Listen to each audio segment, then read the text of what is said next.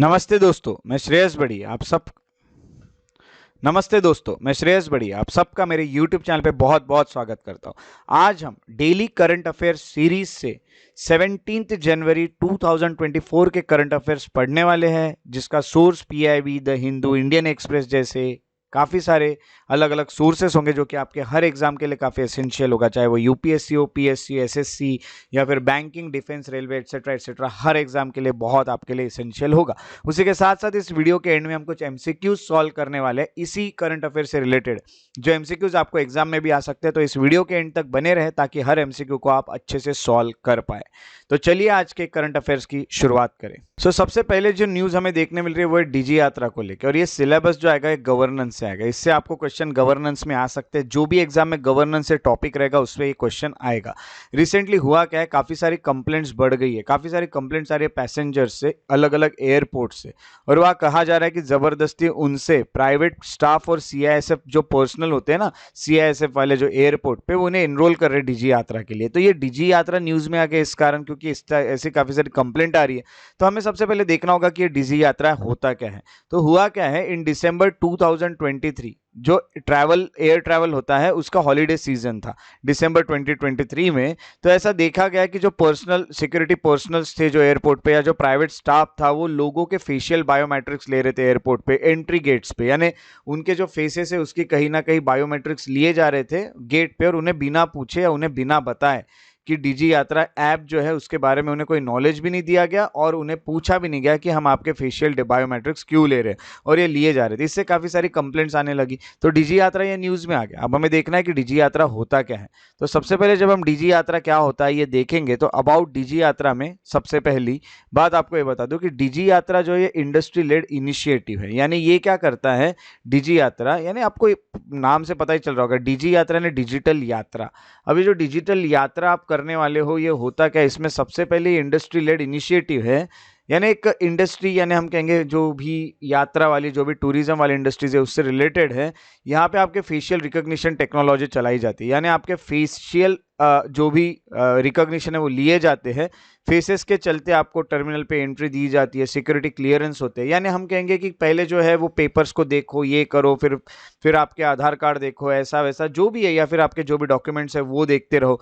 इससे काफ़ी हमारा टाइम जाता था एयरपोर्ट पे। तो अब क्या हो गया, सब कुछ पेपरलेस हो गया। अब क्या होगा कि आपको पेपरलेस और सीमलेस, हैसल फ्री, कोई टेंशन नहीं रहेगा, आपको इजीली एंट्री मिल जाएगी। सिर्फ फेशियल रिकॉग्निशन अगर आपका हो जाता है तो कंफर्म हो जाएगा कि आप ही वो पैसेंजर हो। तो ये एक डीजी यात्रा है। डीजी यात्रा एक decentralize mobile based ID storage platform है। यानी हम कहेंगे कि आपके मोबाइल में ये होगा एक ऐप, जो कि हम कहेंगे कि ये आपका जो ID है वो स्टोर करेगा उसमें, जहाँ पे एयर ट्रैवलर्स जो होते हैं वो अपने IDs यहाँ पे सेव कर सकते हैं, अपने ट्रैवल के डॉक्यूमेंट्स यहाँ सेव कर सकते हैं। इसको लाने वाली जो मिनिस्ट्री ऑफ सिविल एविएशन है, और हम कहेंगे डीजी यात्रा फाउंडेशन भी इसके लिए बनाया गया है।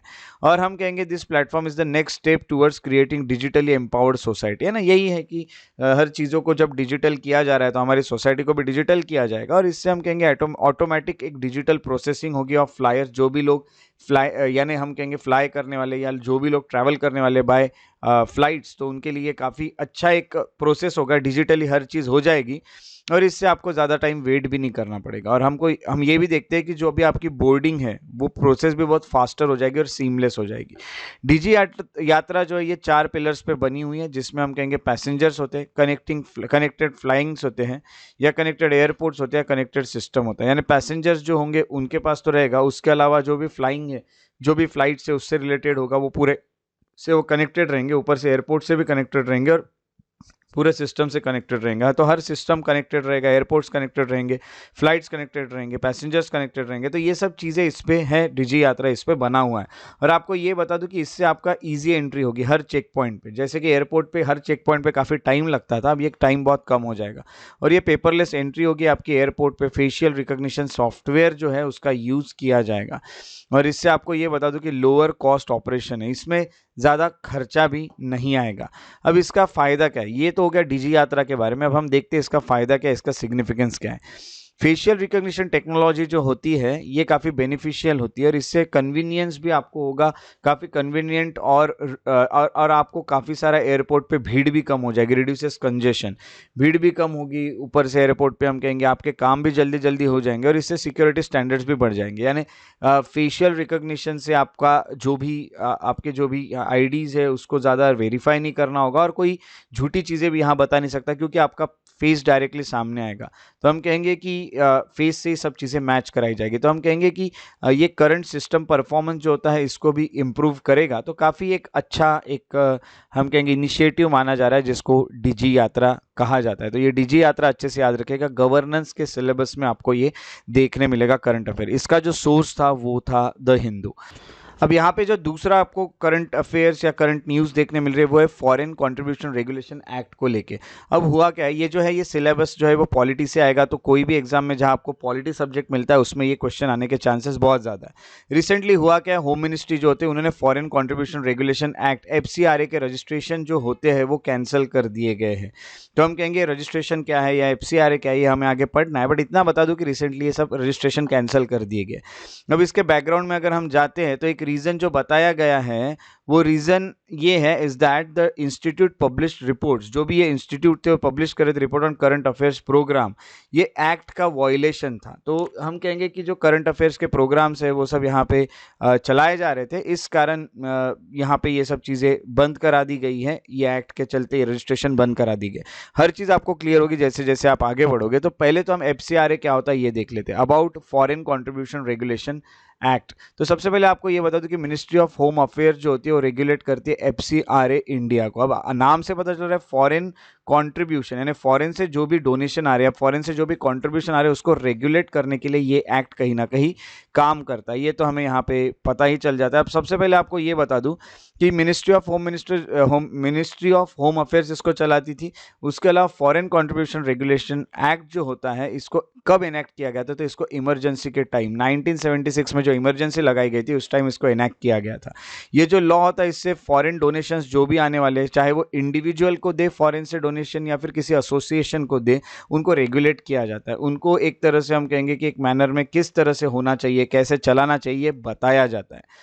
तो यहाँ पे ये सब चीज़ें, उसके अलावा FCRA जो था इसको अमेंड किया गया था 2010 में और 2020 में गवर्नमेंट ने इसे इनेक्ट किया था और काफ़ी कंट्रोल इसका जो है वो टाइट कर दिया था और स्क्रूटिनी काफ़ी अच्छी रखने की कोशिश की गई थी। रिसिट यानी जो भी आ रहा है वो फॉरेन से डोनेशन और यूटिलाइज कहाँ किया जा रहा है, NGO उसको किस तरह से यूटिलाइज कर रही है ये देखने के लिए, क्योंकि कभी कभी गलत चीज़ों के लिए भी फॉरेन से फंडिंग होती थी। तो ये सब चीज़ों को रेगुलेट करना ज़रूरी था, इसी के लिए FCRA ये लाया गया था। अब आगे होता क्या है, फॉरेन कॉन्ट्रीब्यूशन की डेफिनेशन है क्या। फॉरेन कॉन्ट्रीब्यूशन में करेंसी भी आती है, यानी जो भी फॉरेन की कंट्री है वो अगर आपको कोई करेंसी भेज रही है या कुछ आर्टिकल्स भेज रही है गिफ्ट्स को छोड़ के, पर्सनल यूज़ के लिए कोई गिफ्ट्स भेज रहा है तो वो कोई कंट्रीब्यूशन नहीं हुआ फॉरेन कंट्रीब्यूशन। या फिर जो भी सिक्योरिटीज़ आपको फॉरेन सोर्सेज से आ रही है, यानी जो भी आपको शेयर मार्केट में कहिए या जो भी कहिए, ये सब चीज़ें आपको देखने मिलती है फॉरेन कंट्रीब्यूशन में। फॉरेन हॉस्पिटलिटी जो होती है उसमें हम कहेंगे कि फॉरेन हॉस्पिटलिटी में क्या क्या आएगा। तो देखिए जैसे फॉरेन कंट्रीब्यूशन होता है वैसे फॉरेन हॉस्पिटलिटी भी होती है। कुछ वो लोग हमें कुछ चीज़ें भी प्रोवाइड करते हैं, जैसे हम कहेंगे कि फॉरेन ट्रैवल अपने तरफ से प्रोवाइड करेंगे, बोर्डिंग हो गया, रहने के लिए लॉजिंग हो गया, या फिर हम कहेंगे ट्रांसपोर्टेशन यहाँ से वहाँ जाने के लिए, मेडिकल ट्रीटमेंट की कॉस्ट है, ये भी वो लोग हमें प्रोवाइड करते हैं, बट इसको फॉरेन हॉस्पिटलिटी कहा जाता है। और फॉरेन कंट्रीब्यूशन जो है उसमें करेंसी, आर्टिकल्स जो भी है, सिक्योरिटीज जो होती है, ये सब आता है। अब यहाँ पे न्यूज़ में था कि FCRA के रजिस्ट्रेशन कैंसिल किए, तो हम देखते हैं FCRA के रजिस्ट्रेशन होते क्या है। सबसे पहले आपको ये बता दूं कि MGO जो होते हैं, NGO जिनको फॉरेन से कोई भी फंड रिसीव करना है, याद रखिए उनको अप्लाई करना होता है सबसे पहले तो ऑनलाइन, जो भी डॉक्यूमेंट्स होते हैं वो उन्हें वहाँ सबमिट करने होते हैं।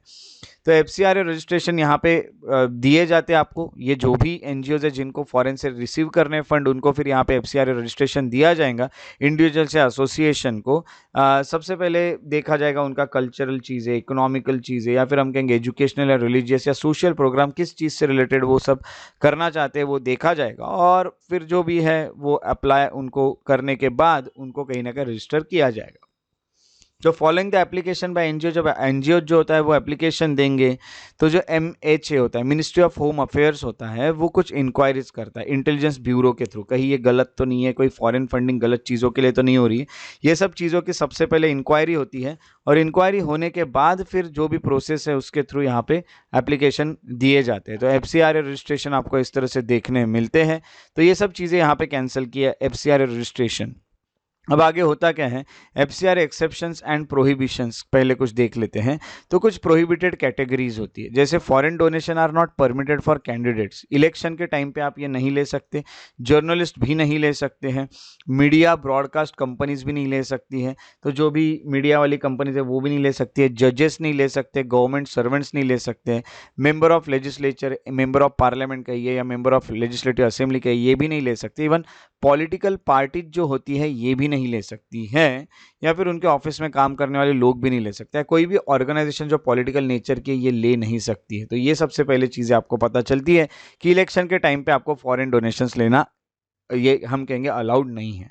एलिजिबिलिटी क्या है, फॉरेन डोनेशन ले कौन सकता है, तो एप्लीकेंट जो होता है मस्ट नॉट बी फिक्टिशियस, यानी हम कहेंगे कि सबसे पहले तो वो पूरा साफ होना चाहिए, उसकी इमेज बहुत साफ होनी चाहिए। दूसरा हम कहेंगे उसको कोई भी फालतू की एक्टिविटी के लिए उसके ऊपर कोई चार्जेस नहीं होनी चाहिए, जैसे हम कहेंगे कन्वर्जन एक्टिविटी, तो वो कन्वर्ट भी कर सकता है, हो सकता है डोनेशन जो आ रहे हैं वो कुछ रिलीजियस कन्वर्जन्स के लिए भी हो, और इस कारण कम्युनल टेंशन्स भी बढ़ सकते हैं, कुछ दंगे हो सकते हैं या डिसहार्मनी हो सकती है, डिस्टर्ब सिचुएशन हो सकती है, या फिर हम कहेंगे कि देशद्रोह हो, सेडिशन हो, ये सब चीज़ों के लिए आपको लेना अलाउ नहीं है। तो ये सब चीज़ें आपको प्रूव करना होगा कि आप ये सब चीज़ों में इन्वॉल्व नहीं हो, तभी आप यहाँ पे अप्लाई कर सकते हैं, तभी आप एप्लीकेशन दे सकते हैं। तो इसका सिग्निफिकेंस क्या रहा है, सबसे पहले आपको ये बता दूं कि significance foreign contribution regulation act जो होता है इसका बहुत बड़ा रोल रहा है, जिससे फॉरेन कंट्रीब्यूशंस जो होते हैं, फॉरेन डोनेशन जो इंडिया में वो रेगुलेट किए जाते हैं। इसके अलावा फॉरेन फंड्स को अच्छे से जिस चीज़ के लिए उसके लिए यूटिलाइज हो रहे हैं कि नहीं ये भी देखा जाता है, ये एक लेजिटिमेट पर्पस के लिए ही हो, या फिर हम कहेंगे कि फालतू की एक्टिविटी इसमें ना हो जो आपके देश के खिलाफ हो, या फिर हम कहेंगे कि ट्रांसपेरेंसी अकाउंटेबिलिटी बनी रहे, जो भी हो रहा है आपको दिखता रहे, सरकार को दिखता रहे। इसीलिए काफ़ी एक अच्छा एक्ट है जिससे गलत फ़ायदा नहीं उठाया जा सकता, फॉरेन कंट्री हमारा गलत फ़ायदा उठा नहीं सकती है। तो ये इसका सिग्निफिकेंस रहा है।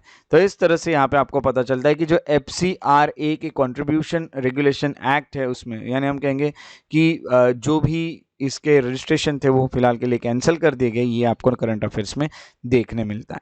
तो इसका जो सोर्स था वो था द हिंदू। अब हम आगे चलते हैं, आगे का करंट अफेयर जो हमें देखने मिलता है वो है नेशनल एसेंशियल डायग्नोस्टिक्स लिस्ट। ये आ सकता है आपको गवर्नेंस से। अब रिसेंटली क्या हुआ है कि जो ICMR जो है, it started revising current national essential diagnostic list. पहली बार ऐसा हो रहा है कि जो नेशनल एसेंशियल डायग्नोस्टिक लिस्ट होती है उसको रिवाइज किया जा रहा है। अब आप सोच रहे होंगे कि ICMR क्या है, आप सोच रहे होंगे कि नेशनल एसेंशियल डायग्नोस्टिक लिस्ट क्या है, तो आपको बिल्कुल टेंशन नहीं लेना, इसके ऊपर हम डिस्कशन करने वाले हैं। तो हम सबसे पहले जान लेते हैं कि ICMR क्या है। ICMR का फुल फॉर्म है Indian council for of medical and medical research. तो Indian council of medical research, ऐसा इसका नाम है ICMR का। तो ICMR ने ये चीज़ें पहली बार जो है वो रिवाइज की जा रही है फर्स्ट टाइम। तो बैकग्राउंड में आता है कि list contains the minimum diagnostic test that should be available at health care facilities. So जो भी हेल्थ केयर फैसिलिटीज दी जा रही है उसमें कौन कौन सी मिनिमम डायग्नोस्टिक टेस्ट रहनी चाहिए, यानी जिससे आपका कोई चीज़ों का डायग्नोस्टिक या फिर हम कहेंगे डायग्नोसिस होना चाहिए, ये सब चीज़ें यहाँ बताई जा रही है कि मिनिमम कौन कौन सी चीज़ें अवेलेबल होनी चाहिए। तो ICMR जो होते हैं उन्होंने स्टेक होल्डर्स जो होते हैं उन्हें ये कहा है कि आप अपने सजेशन बताइए कि और कौन कौन से डायग्नोस्टिक टेस्ट को हम यहाँ पे ऐड करें या कौन से टेस्ट को डिलीट करें at the end of February, by the end of February आपको ये बताना है। तो नेशनल एसेंशियल डायग्नोस्टिक लिस्ट क्या होती है अब ये देख लेते हैं। तो ये जो लिस्ट होती है ये आपको कहीं ना कहीं गाइडेंस देती है गवर्नमेंट को, आपको यानी गवर्नमेंट को, कि वो डिसाइड कर सके कि कौन कौन सी डायग्नोस्टिक टेस्ट जो होती है वो अलग अलग हेल्थ केयर फैसिलिटीज जैसे गांव में या रिमोट एरियाज में रहनी चाहिए। अब कैसा होता है कि गांव में काफ़ी सारी टेस्ट आपके लिए अवेलेबल नहीं होती, उस कारण गांव वालों को यहाँ से वहाँ जाना पड़ता है, जिस कारण बहुत टाइम हो जाता है, उन्हें अपना जो उनका जो भी बीमारी उसका डायग्नोसिस नहीं हो पाता है। तो ये इसीलिए पूछा जा रहा है कि कौन कौन सी चीज़ें ऐसी एसेंशियल है जो रहनी चाहिए, कौन कौन सी टेस्ट एसेंशियल है जो रहनी चाहिए।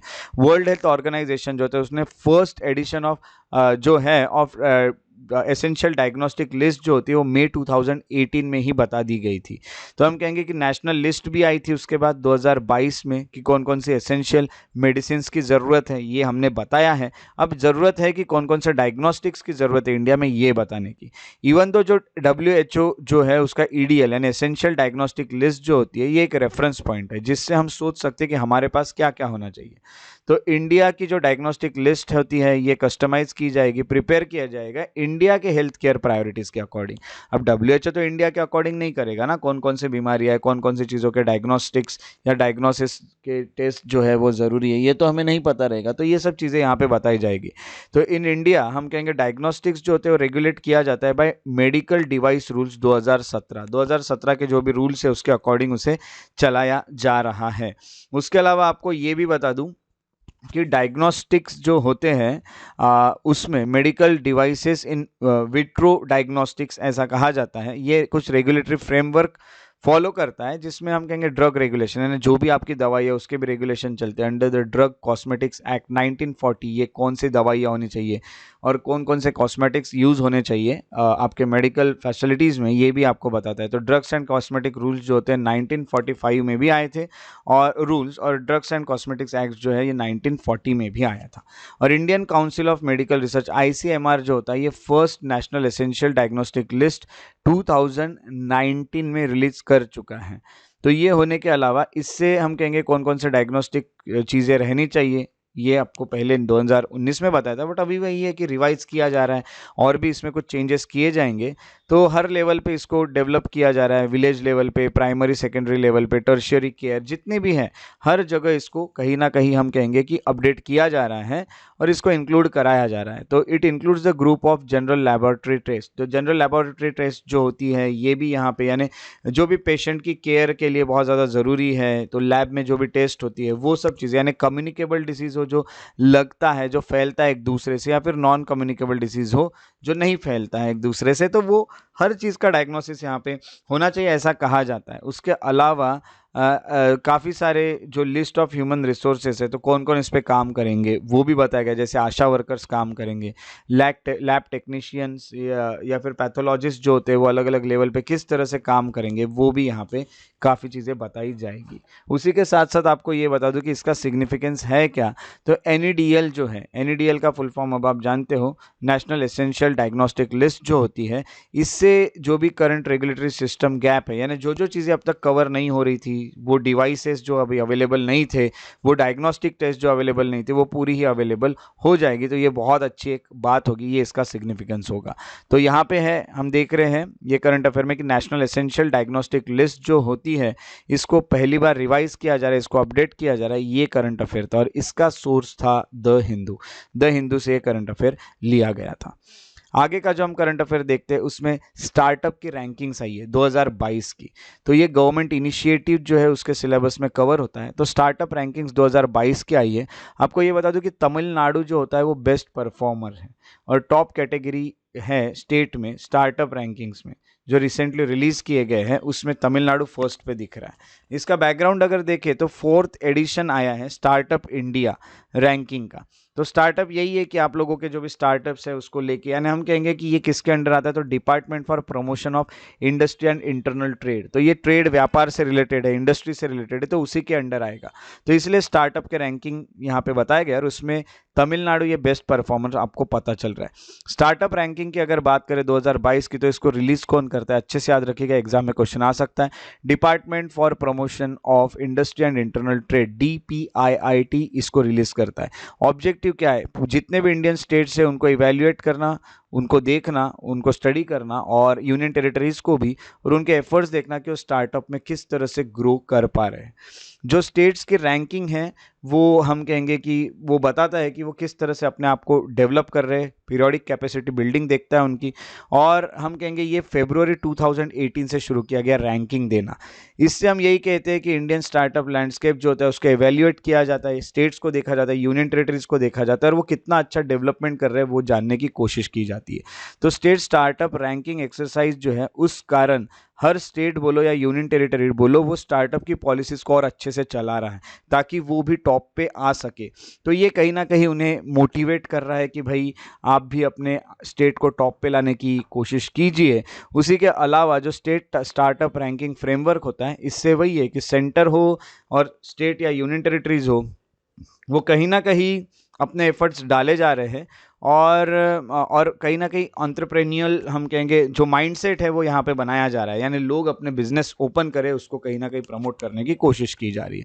कैपेसिटी बिल्डिंग मेजर्स भी यहाँ लिए जा रहे हैं। स्टार्टअप इंडिया जो टीम है, जो स्टेट्स और यूनियन टेरिटरीज में काम कर रही हो, कहीं ना कहीं देख रही है कि भाई हमें सेंटर और स्टेट दोनों को मिलके, यानी जिसको हम कोऑपरेटिव फेडरलिज्म कहते हैं, जिसमें सेंटर और स्टेट गवर्नमेंट जो होता है एक दूसरे के कोऑपरेशन के साथ चलती है, तो वो कहीं ना कहीं कैपेसिटी बिल्डिंग के भी काम कर रही है। वो कहीं ना कहीं एक दूसरे के साथ मिलके अपने आप को डेवलप करने की भी कोशिश कर रही है। अब अगर हम स्टार्टअप 2022 की बात करें तो जो रिजल्ट्स है 4th addition states startup ranking 2022 के और नेशनल स्टार्टअप डे इस पे लाया गया। और नेशनल स्टार्टअप डे कब सेलिब्रेट किया जाता है? तो 16 जनवरी 2024 को ये सेलिब्रेट किया जाता है।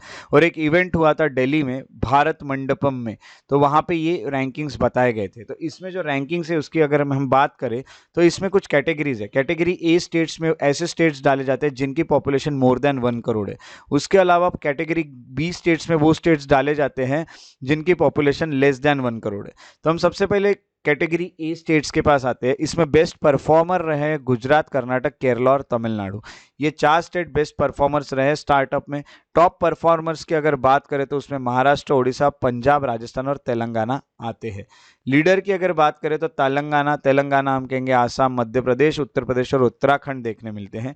एस्पायरिंग लीडर्स की बात करें तो बिहार और हरियाणा में आपको देखने मिलते हैं। इमर्जिंग इकोसिस्टम, जो एक अच्छा इकोसिस्टम बन रहा है जहाँ पे आप स्टार्टअप कर सकते हैं, तो अच्छा एक माहौल जो बनाया जा रहा है, वो छत्तीसगढ़, दिल्ली और जम्मू कश्मीर इसमें टॉप स्टेट्स आपको देखने मिल रहे हैं। उसके बाद हम आते हैं कैटेगरी बी स्टेट्स में जिनकी पॉपुलेशन 1 करोड़ से कम है।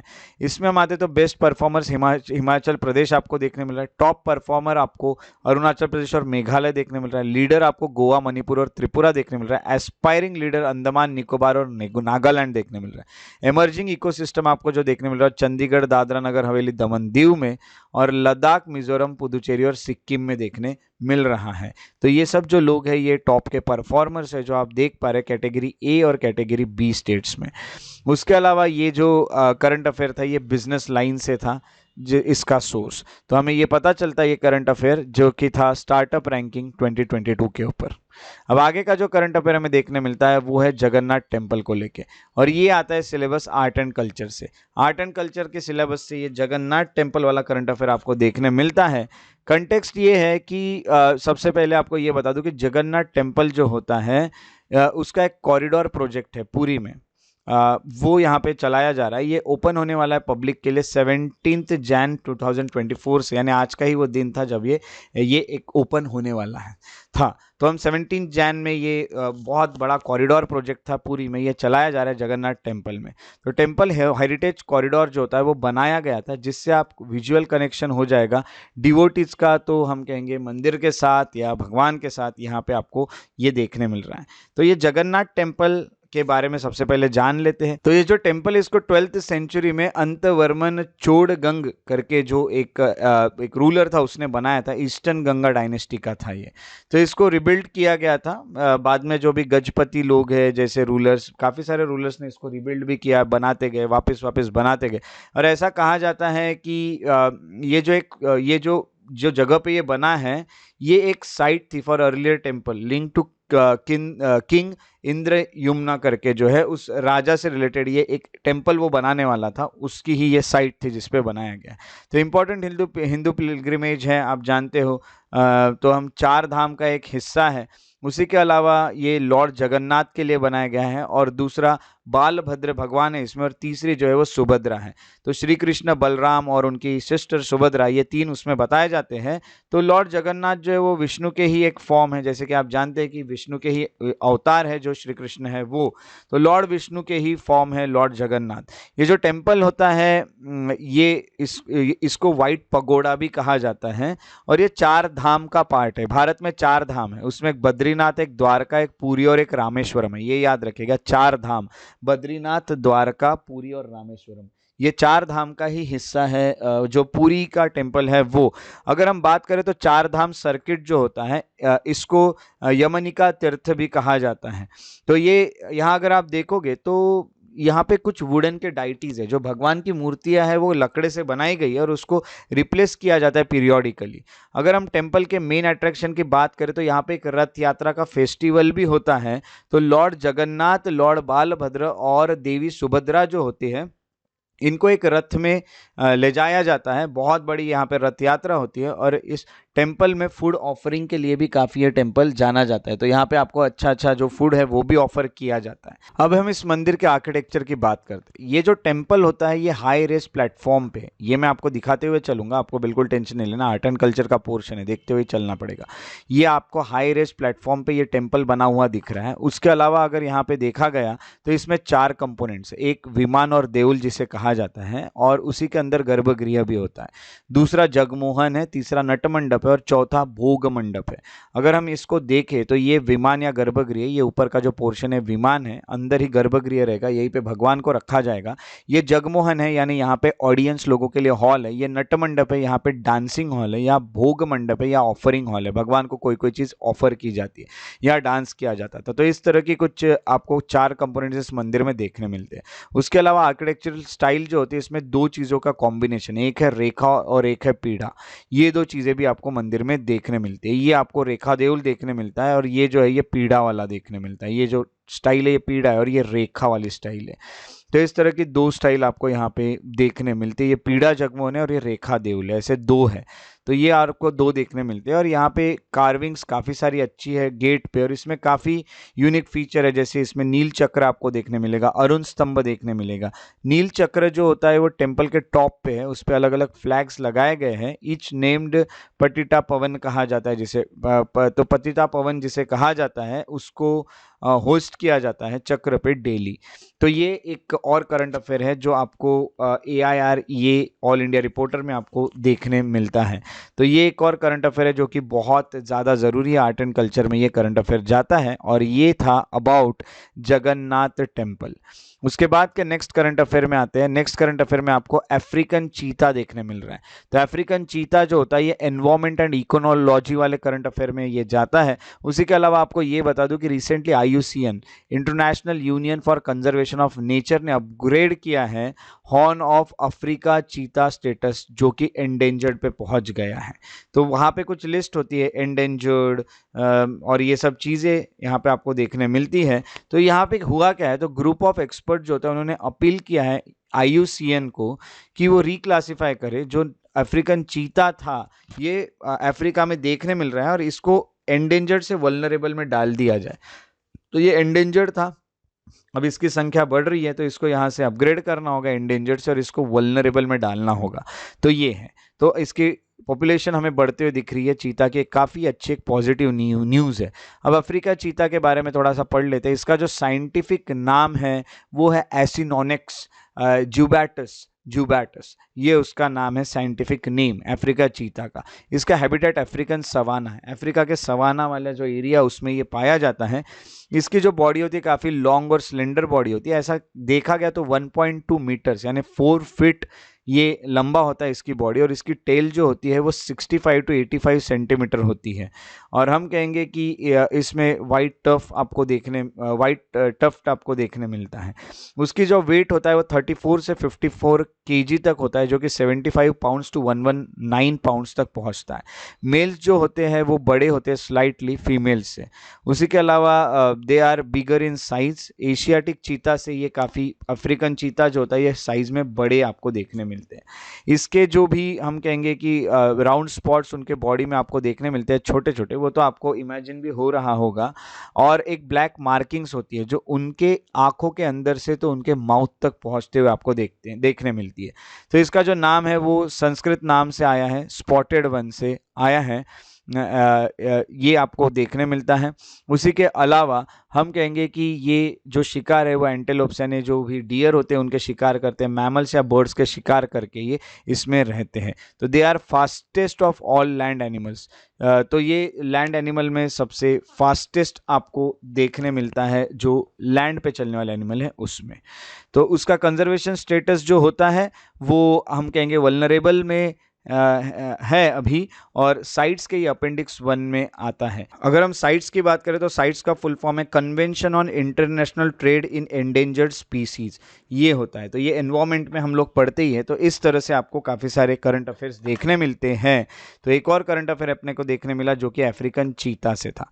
तो जैसे कि आपको पता है कि करंट अफेयर्स के एंड में हम कुछ एमसीक्यूज डिस्कस करते हैं, तो हम एमसीक्यूज डिस्कस करेंगे, और कल जो एमसीक्यूज डिस्कस किए थे उसके आंसर भी हम यहाँ पे देखने वाले हैं। तो आज के एमसीक्यू में पहला एमसीक्यू है, यहाँ पे स्पीसीज दिया और यहाँ क्रिटिक और उनका आईयूसीएन स्टेटस दिया हुआ है। स्पीसीज की बात करें तो पिग्मी हॉग है, कोंडाना रैट और एशियाटिक लायन है। आपको यहाँ पे IUCN status critically endangered, vulnerable और लीस्ट कंसर्न दिया हुआ है। इसमें से कितने पेयर्स करेक्टली मैच्ड है? ओनली 1, ओनली 2, ऑल 3 या फिर नन? ये आपको आंसर देना है। कमेंट सेक्शन में आपको पूरे क्वेश्चंस के आंसर लिखना है, और इसके जो आंसर्स होते हैं वो आपको अगले करंट अफेयर के वीडियो में मिल जाएंगे। अगला है कंसिडर द फॉलोइंग स्टेटमेंट। पहला स्टेटमेंट है as per startup ranking 22 Gujarat is one of the best performer in category A states. Statement 2 है Bihar and Haryana are aspiring leaders in category A states. अब यहाँ पे आपको ऑप्शन है which one of the option of the following is correct, हम कहेंगे statement. तो both statement 1 and statement 2 are correct. Statement 2 is correct explanation of statement first.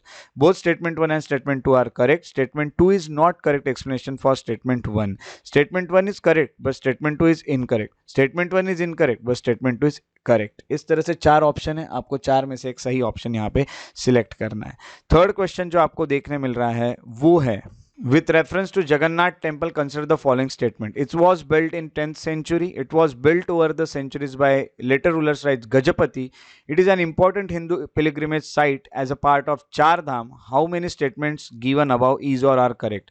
2 only, 1, 2 and 3, 2 and 3 and 3 only. ये आपको इसके आंसर्स कमेंट सेक्शन में लिखना है। तो चलिए कल के आंसर्स देख लेते हैं जो कि 16 जनवरी के क्वेश्चंस के थे। फर्स्ट क्वेश्चन का आंसर था ए, सेकंड क्वेश्चन का आंसर था डी और थर्ड क्वेश्चन का आंसर था बी। तो आप जो है कमेंट सेक्शन में आपने लिखे हैं, मैं आपके नाम वेरीफाई करूंगा और मैं देखते चलूंगा कि कितने लोग यहाँ पे सही आंसर कर रहे हैं। तो अपने आप को एक्टिव रखते चलिए इन सब चीज़ों में, ताकि आप भी काफ़ी अच्छा स्कोर कर ले अपने एग्जाम्स में। सो इस तरह से आज का हमारा करंट अफेयर का लेक्चर रहा। अगर आपको मेरे वीडियोस पसंद आते हैं तो उन्हें लाइक ज़रूर करें, शेयर करें और मेरे यूट्यूब चैनल को सब्सक्राइब करके बेल आइकॉन को प्रेस करना ना भूलें। और अपडेट्स चाहते हैं तो मेरे फेसबुक पेजेस को फॉलो और लाइक कर सकते हैं। श्रेयस बड़ी और श्रेयस बड़ी इंटरप्रिटेशन है मेरे फेसबुक के पेजेस है। अगर आप कोई भी मुझे डाउट पूछना चाहते तो इंस्टाग्राम पर आप मुझे मैसेज भी कर सकते हैं। मेरा इंस्टाग्राम ID श्रेयस बड़ी द पीस लवर है।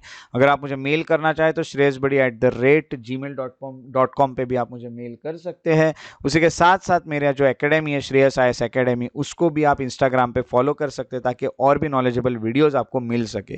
तो मेरे साथ इस वीडियो में बने रहने के लिए बहुत बहुत शुक्रिया। अपने आप का ख्याल रखिए। Take care and have a very good day.